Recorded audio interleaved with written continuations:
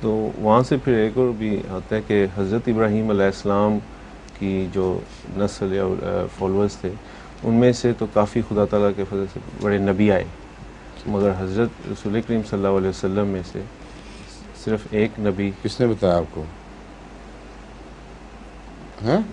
وہاں بھی لفظ کا استعمال ہوا ہے، علماء امتی کا انبیاء بنی اسرائیل.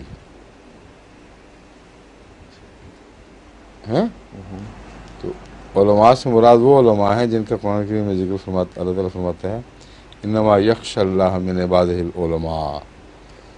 وہ لوگ، وہ علماء جو صاحب خشیت ہوں، ان میں بڑے بڑے مرتبے کے لوگ پیدا ہوئے ہیں جو ہم مرتبہ ہیں انبیاء بنی اسرائیل کے، جو ابراہیم کی آل تھے. جی سمجھے؟ نبی کا نام کیوں نہیں دیا گیا یہ حضرت مسیح علیہ السلام فرما چکے ہیں. رسول اللہ صلی اللہ علیہ وسلم نے نام صرف ایک کو دیا ہے، اس لیے کہ نبوت کا دائرہ بہت بڑا ہو چکا ہے. بنی اسرائیل جیسے نبی اگر آئیں تو امت محمدیہ میں نبی نہیں کہلا سکتے، کیونکہ وہ محدود تھے، اور مقامی طور پر بھی اور زمانی طور پر بھی. لیکن رسول اللہ صلی اللہ علیہ وآلہ وسلم کی غلامی میں جس کو نبی کا لقب ملنا تھا وہ تھا جس نے سارے اسلام کے لیے سارے جہان میں کارروائی کرنی تھی. کوئی مجدد ہے ایسا جس نے ایسا کیا ہو؟ پہلے دکھائیں. کہ نظر آتا ہے آپ کو کوئی مجدد اٹھا ہو جسے کل عالم میں ہر مذہب سے ٹکر لے کر اسلام کے حق میں جہاد شروع کیا ہو، اور آپ کی جماعت پھر سب دنیا میں گواہ بن جائے کہ عالم اسلام کی اثر نو نشت کے لیے یہ ایک خدائی کاروبار ہے جو جاری کارخانہ ہے جو چل پڑا ہے.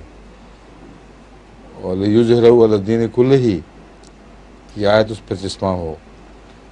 تو اس مضمون کا تو پہلے کوئی مجدد آیا نہیں. وہ مجدد اپنی ذات میں بہت بڑے بڑے بزرگ تھے، بڑے بڑے علماء تھے، قطب الغوث تھے. نبیوں کے لحاظ سے اگر آپ ان کا موازنہ پہلے انبیاء اسرائیل کے نبیوں سے کر کے دیکھیں تو دل گواہی دے گا کہ یہ ان سے کم درجہ نہیں، بلکہ بسا اوقات بڑھتے ہوئے دکھائی دیں گے. عام انبیاء جو بنی اسرائیل تھے ان کی رسول اللہ صلی اللہ علیہ وسلم کی امت کے مقابلے پر حیثیت کیا ہے؟ ان کا مرتبہ رسول اللہ صلی اللہ علیہ وسلم کی امت کے بزرگوں کے برابر اس لیے نہیں ہو سکتا کہ وہ دکھائی دیتا ہے چھوٹا مرتبہ. ان کے کام کیا تھے، ان کی خدمتیں کیا تھیں، ان کا تعلق باللہ کیا تھا. رسول اللہ صلی اللہ علیہ وسلم کی امت میں تو بے شمار ایسے اقطاب پیدا ہوئے ہیں کہ اگر وہ بنی اسرائیل میں پہلے پیدا ہوتے تو چوٹی کے انبیاء شمار ہوتے، معمولی انبیاء نہیں. تو یہ حکمت ہے حضور اکرم صلی اللہ علیہ وسلم کے الفاظ میں احتیاط کے ساتھ چنے ہوئے الفاظ ہیں آپ کے. یہ اس میں حکمت ہے کہ میرے آنے سے نبوت کے معیار بدل گئے ہیں. اب میری امت کے علماء ان کے برابر ہوں گے. تو عظمت ہے ایک بہت بڑی، اور ایک فضیلت ہے جو امت محمدیہ کو عطا ہوئی ہے. سمجھے؟